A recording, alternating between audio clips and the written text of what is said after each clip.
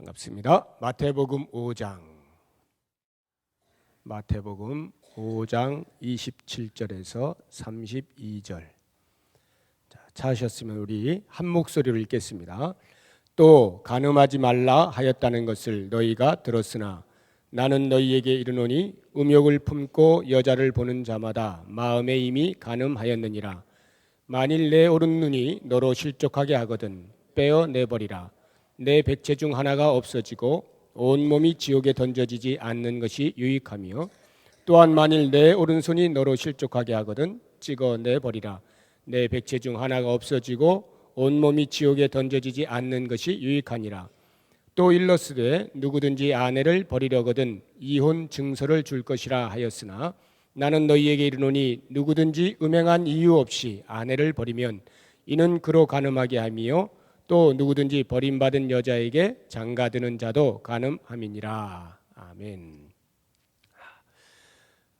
계속해서 예수님께서 율법을 완성한다는 것이 무엇을 의미하는 것인지 과거 구약시대에 또 그 구약시대에 주어졌던 말씀들을 가르쳐왔던 바리새인과 서기관들의 그 가르침들을 재해석하시는 모습을 볼 수 있는데, 오늘 말씀은 십계명 가운데서 7번째 계명인 간음하지 말라라고 하는 이 계명을 가지고 어떻게 예수님께서 재해석해 내시는가 하는 것들을 생각을 해보도록 하겠습니다.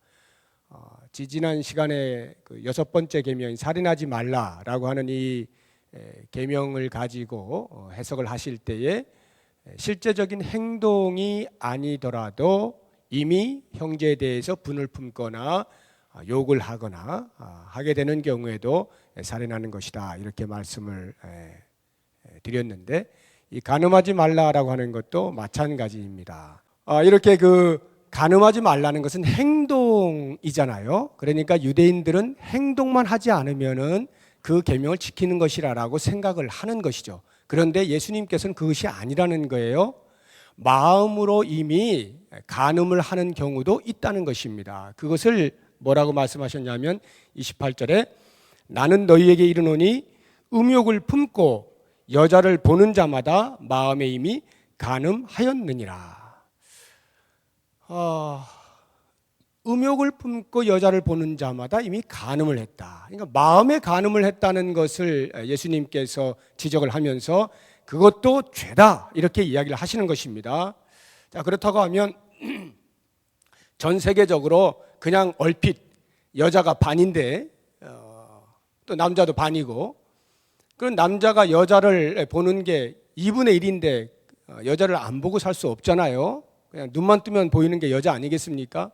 그러면은 그 여자를 보는 순간에 마음에 간음을 한 것이라고 한다면 모두가 간음을 한 것이 되는데, 어쩌면 이 말씀이 오히려 그래서 그렇게 마음으로 간음을 한 것이 죄다라고 한다면, 그러면 그렇게 마음으로 간음을 하는 것이나 실제로 간음을 하는 것이나 똑같이 죄니까 이러나 저러나 마찬가지네 하고는 실제적인 간음하는 행위에 대하여서 오히려 더 마음 편해하는 그러한 사람들도 생겨나곤 있어요. 이 말씀을 보면서 이런 말씀이 전혀 아니죠. 그런 의미로 말씀하신 게 아니라 간음을 행하는 그 행동이 어디에서부터 시작되느냐라고 하는 것을 말씀하는 것입니다.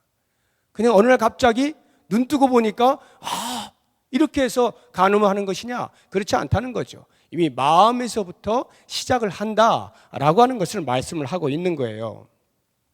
자, 그렇다고 하면은 이렇게 사람의 마음에 갖게 되기 쉬운 이 간음하는 것들을 도대체 어떻게 우리가 절제할 수가 있고 이겨낼 수가 있는가라고 하는 부분에 대하여서 예수님께서 방법으로 알려주신 것이 29절 30절의 말씀인데요, 굉장히 무서운 말씀입니다.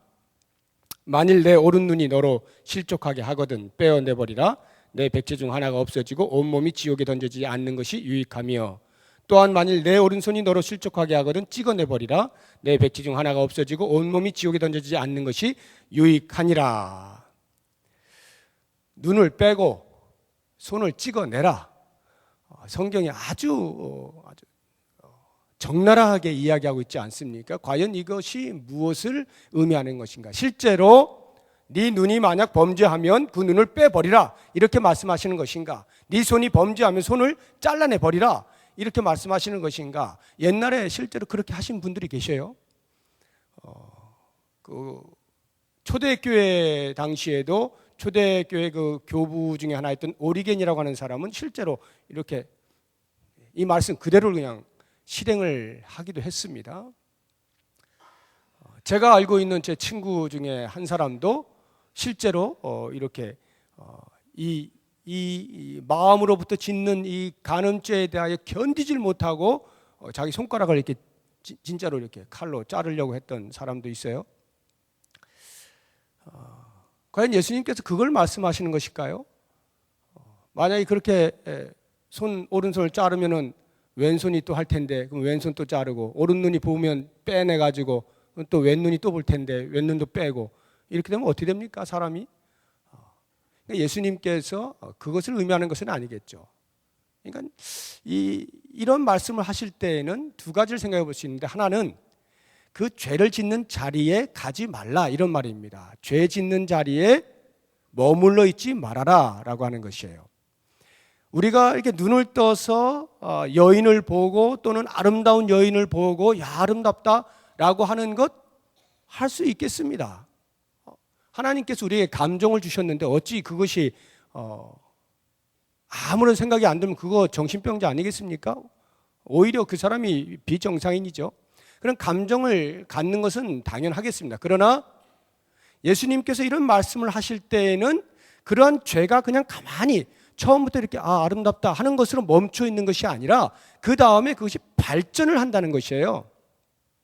그래서 음욕을 품고 여자를 보게 된다는 것입니다. 처음에는 그냥 아름답다 이렇게 여기던 것이 나중에는 음욕을 품어요. 이미 마음에 내가 저 여인을 한번 안아봤으면 이라고 하는 생각을 가지고 여자를 본단 말입니다. 그렇게 보는 것이 마음의 간음이다 이렇게 말씀을 해주시는 거예요.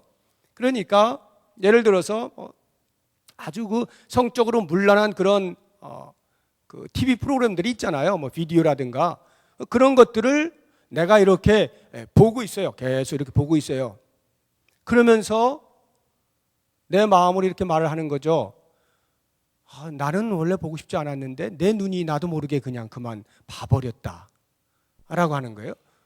나는 그러고 싶지 않은데 눈이 봐버렸어요. 그래서 예수님이 그 눈을 빼버리라는 것입니까? 내 눈이 봐버렸다, 내 손이 그렇게 해버렸다 라고 하는 것은 이미 그 눈으로 하여금 보도록 어디가? 뇌에서 지령을 내린 거죠. 내 마음에서 이미 음욕을 품었단 말입니다. 음욕을 품었기 때문에 그것이 지령을 내려서 보게 만드는 것입니다. 그렇다고 하면 여러분, 적어도 어거스틴이 말한 것처럼 새가 내 머리 위로 돌아다니는 것을 쫓아내지는 못할지언정 내 머리에 둥지 트고 앉게 하지 않을 수는 있지 않습니까? 그런 비디오 보려고 이렇게 할 때에 적어도 내 마음으로부터 그 자리 내가 피하겠다, 안 보겠다 라고 할 수 있는 것 아닙니까? 안 보면 안 되게 돼 있어요 계속? 그렇지 않잖아요. 내 마음을 잘 정결하게 다듬으면 그러한 유혹의 자리에 있을 때 그 자리를 떠나는 것입니다. 피할 수 있다는 것이죠. 그 자리로부터 떠나는 것, 그것이 곧 내 오른눈을 빼버리라, 내 오른손을 찍어내버리라 라고 말씀하시는 것입니다.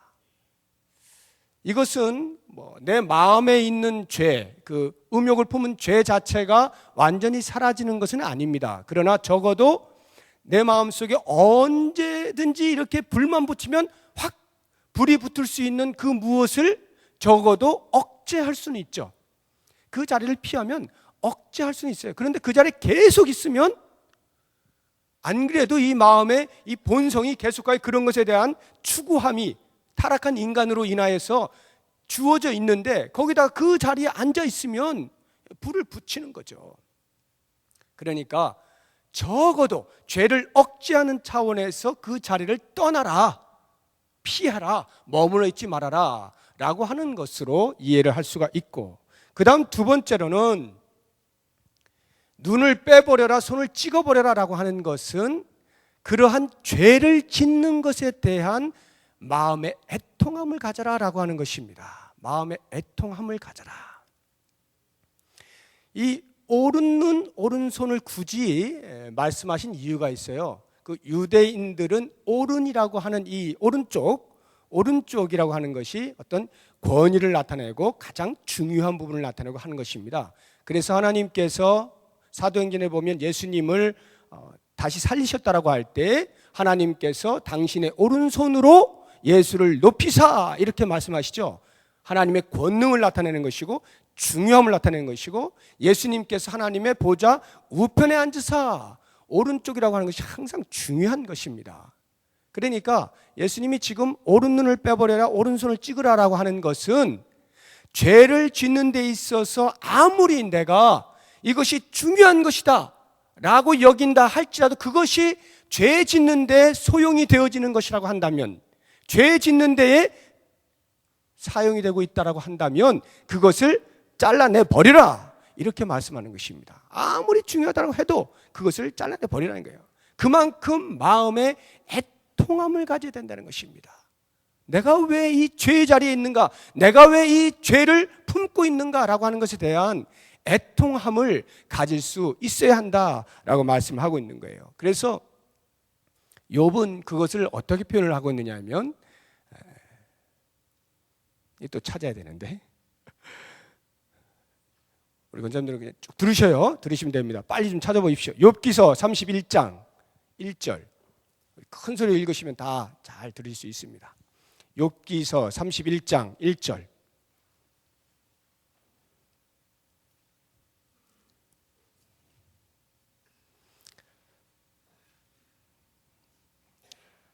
찾으셨으면 시작.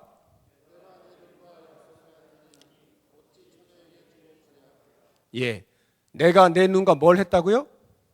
약속을 했다, 언약을 맺었다라는 거예요. 어찌 내가 처녀를 주목하랴, 내 눈과 약속을 했다 이렇게 표현을 하고 있어요. 욥이 마음에 애통한다라고 하는 것, 죄 짓는 것에 대해 애통하고 어떻게든지 죄를 짓지 아니하려고 몸부림을 치는 그것을 가리켜 욥은 내 눈과 언약을 맺었다 이렇게 표현을 하는 것이에요. 사도 바울은 고린도전서 9장 27절에서 날마다 내 몸을 쳐 복종함은 내가 복음을 전하는 후에 오히려 내가 넘어질까 두려워함이니라. 자기 자신을 쳐 복종한다, 이 복종케 한다라고 말씀하고 있습니다. 이것을 이 7계명과 관련하여 볼 때에 이러한 범죄하기 쉬운 그러한 자리에 있을 때마다 내 가슴을 치는 것입니다. 애통하는 거예요. 그래서 넘어지지 아니하도록 자기를 지켜낸다. 이것이 사도 바울의 고백입니다. 죄라고 하는 것이 얼마나 무서운지 몰라요. 이미 우리의 마음에서부터 형성하여서 그것을 행동으로 옮겨가게 되는 것입니다. 그러므로 여러분들이 만약에 이러한 부분에서 죄를 마음에 이렇게 품고 있으면요, 자기도 모르는 사이에 행동하고 있는 것을 보게 됩니다. 마음에 음욕을 품고 있으면 그것을 행하는 자리에 있어요. 그것을 한번 해보십시오. 한 번 하고 두 번 하고 행동을 하다 보면은 자기도 모르게 습관이 돼요. 이제 못 빠져나갈 것만 같아요. 그런 습관성이 되어버립니다. 그렇게 습관이 되고 나면 그 추악한 모습이 자신의 인격이 되어버립니다. 그래서 아주 그 흉측한 죄를 그냥 몸에 담고 자기 자신이 그렇게 드러난단 말이에요. 인격으로 드러난단 말이죠. 그렇기 때문에 예수님께서는 행동하는 것에서부터 계명을 지킬 것을 말씀하는 것이 아니라 이미 그 행동을 시작해 하는 뿌리, 원천, 마음에서부터 이미 다스릴 수 있어야 된다 말씀하는 거예요. 이 마음을 다스려야 된다. 그래서 가슴을 치라는 거예요. 애통하라는 거예요. 죄된 생각이 들면 그것에 대하여 가슴을 찢어내라 이렇게 말씀을 하는 것입니다.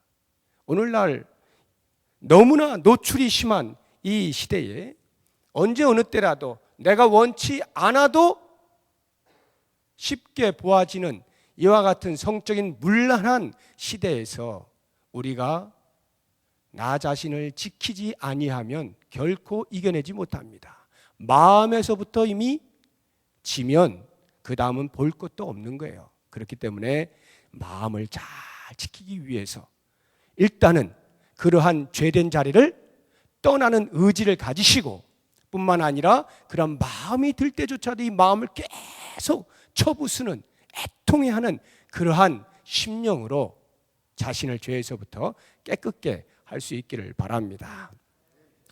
자, 그러면 이것이 이제 간음하지 말라라고 주신 그 계명의 정신이에요. 유대인들은 행동뿐이었지만 예수님은 그 계명의 정신은 이것이다라고 해서 마음을 지키는 것을 말씀하셨는데, 그렇다고 하면 그 다음으로 이 간음하지 말라는 계명을 주신 목적은 무엇일까? 그냥 단순히 마음을 깨끗이 해라, 정결케 해라 라고 하는 것을 목적하여서 이 말씀을 하셨을 리는 만무하겠죠. 그건 그냥 뭐 이렇게 마음을 깨끗이 하라 하면 되잖아요. 그 팔복에도 나와 있죠. 마음이 청결한 자는 하나님을 본다라고 말씀하시는데, 그냥 마음이 청결하도록 그렇게 권면하시면 되는 것입니다. 간음하지 말라는 계명을 굳이 들어서 말씀하시는 것은 단순히 마음의 정결을 목적하여서 말씀하신 것이 아니라, 간음하지 말라는 말이 나오게 된 이유가 뭐겠습니까? 가정이 있는데 그 가정을 파괴하는 것으로서 간음이 작용하기 때문에 간음하지 말라는 것이겠죠.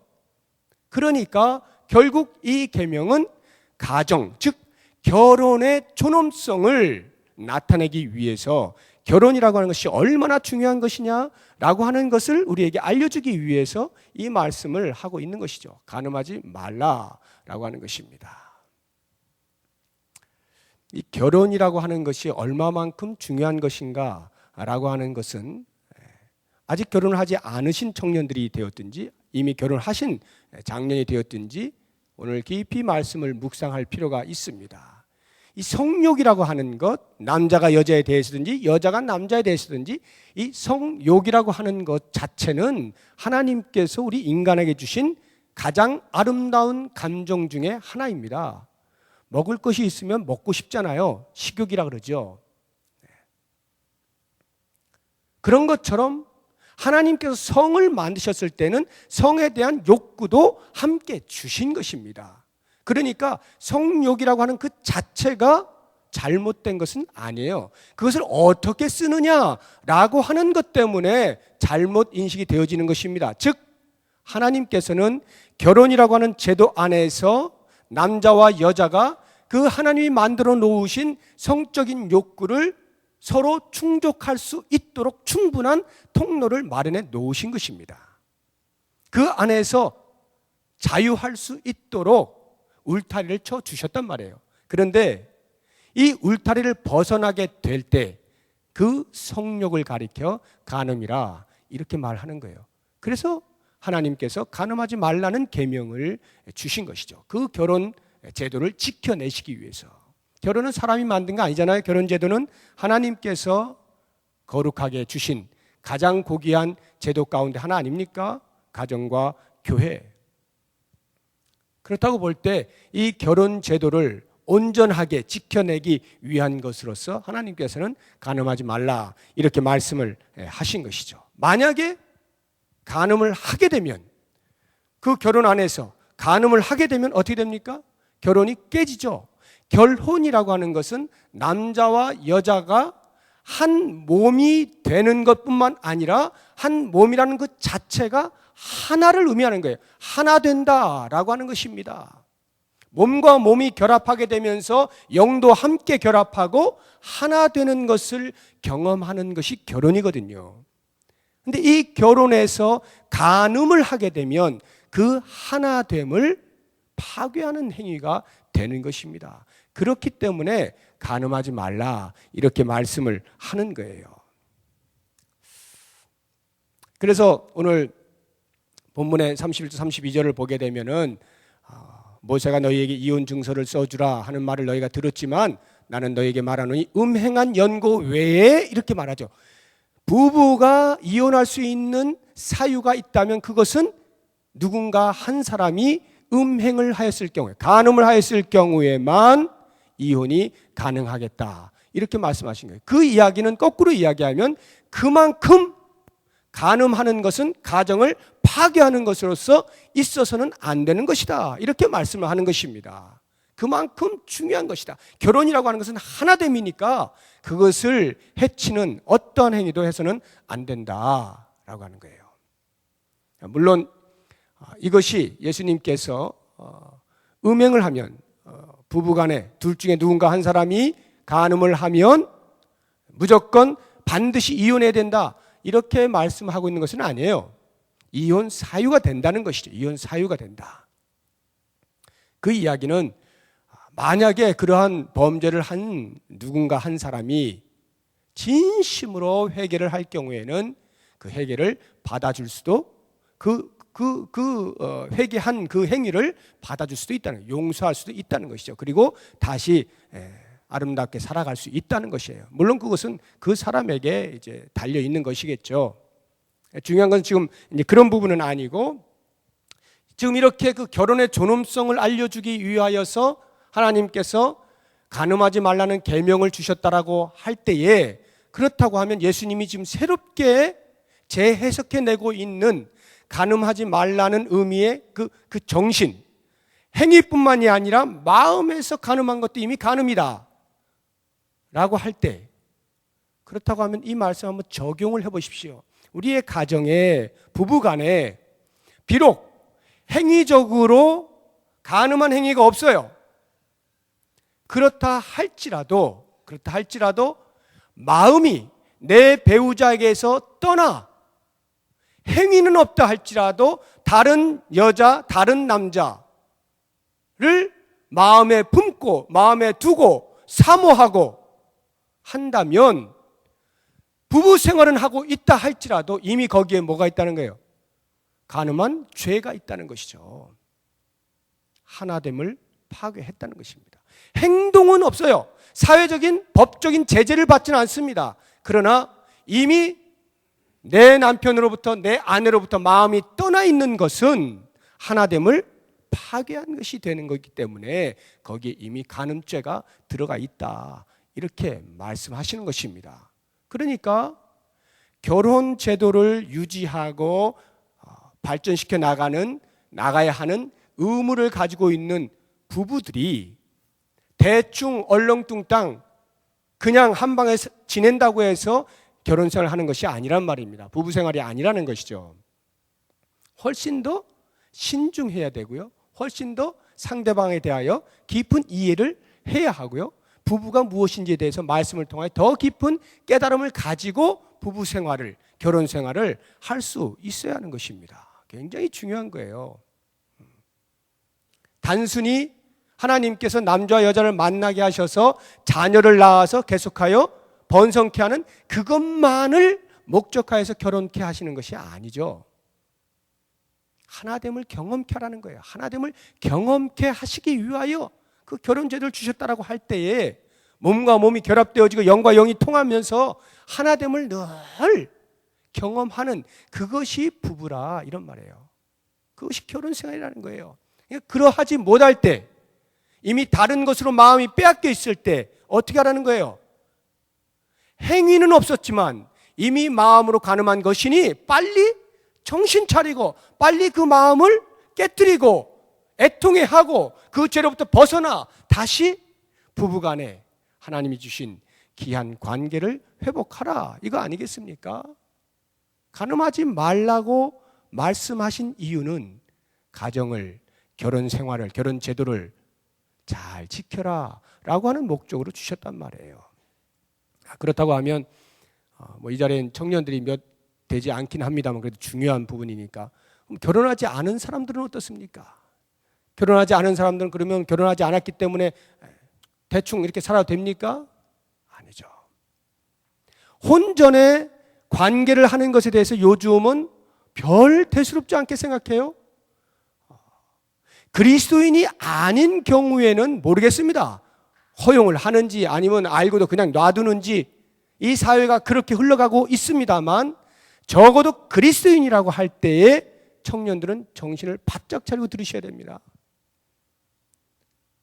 혼전 관계라고 하는 간음과도 같은 그런 행위를 하지 않는다 할지라도 그와 같은 마음을 품고 있는 것 자체가 이미 큰 죄를 저지르고 있는 거예요. 간음죄를 저지르고 있는 것입니다. 그러니 하물며 혼전 관계를 했다라고 한다면 그것은 말할 것도 없는 거죠. 하나님 앞에서 범죄한 것뿐만이 아니라 사람들 앞에서 범죄한 것이 되기 때문에 마치 밧세바를 범한 다윗처럼 하나님께 큰 징벌을 받는 것뿐만이 아니라 사람들 앞에 조롱거리가 되고 수치가 되는 것입니다. 그렇기 때문에 그리스도인들은 자신의 삶을 잘 돌아보아서 정결한 삶을 살아주어야 합니다. 결혼 안에서만 성욕이 합법적으로 가장 아름다운 것으로 하나님 앞에 드려지는 것입니다. 하나님은 그것을 막지 않으셨어요. 결혼이라고 하는 충분한 합법적인 울타리를 허락하시고 그 안에서 아름다운 삶을, 사랑을 나누도록 허락해 주신 것입니다. 그것을 깨뜨리고자 하는 모든 행위는 결혼 전이라 할지라도 있어서는 안 되고, 그러한 삶을 산 사람은 결혼을 한다 할지라도 그것이 결혼의 자리에까지 영향을 미치게 돼 있어요. 심각합니다. 그렇기 때문에 그리스도인들은 정신을 바짝 차리고 혼전 관계라든지 결혼하신 분들은 혼외 관계 이와 같은 것들에 대해서는 철저하게 잘라내야 하는 것입니다. 완전히 잘라내고 그러한 행위 이전에 이미 우리의 마음에서부터 우리 하나님께서 주신 그 이유, 목적을 따라서 나 자신을 정결케 지켜냄으로써 가정 안에서, 부부 안에서, 결혼제도 안에서 하나님께 허락하신 그 아름다운 성에 대한 기쁨을 마음껏 누리시고, 부부 안에서 누리시고, 다른 곳에서는 절대로 마음이 빼앗기지 아니하여 마음을 잘 지켜 간음하지 아니하고 성결의 영으로 살아드릴 때 건강한 가정들이 일어나게 되고, 그러한 가정들이 있을 때 이 사회가 소망이 있는 것 아니겠습니까? 오늘 말씀을 통해서 우리 가정을 다시 한번 돌아보시고, 이제 곧 5월이 되는데 하나님이 이 말씀을 주신 목적을 잘 살펴서 그 정신에까지 우리의 마음으로 범죄하지 아니하고 온전히 하나님의 영광을 올려드리는 복된 가정 되는 귀한 다짐이 있는 시간이 되기를 바랍니다. 기도하겠습니다.